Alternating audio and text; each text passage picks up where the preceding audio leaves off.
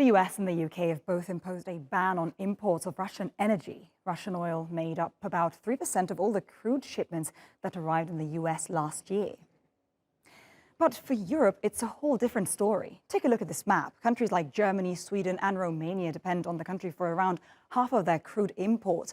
But for Finland, Poland, Hungary and Estonia, it's closer to 70 or even 80%.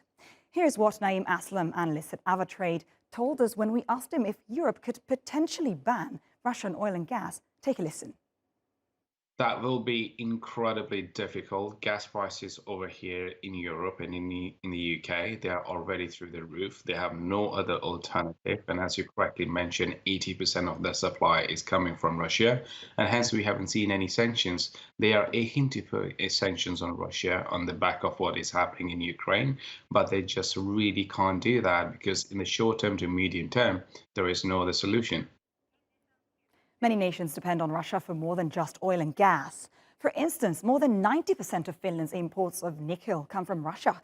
Nickel is extremely important for batteries, mobile phones, medical equipment, building and power generation. And Brazil bought billions of dollars worth of fertilizer from Russia in 2019.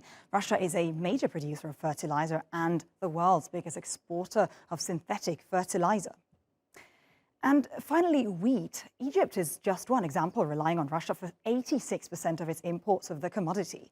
Russia and Ukraine are known as the breadbaskets of Europe, with the EU importing half of its wheat from the two countries.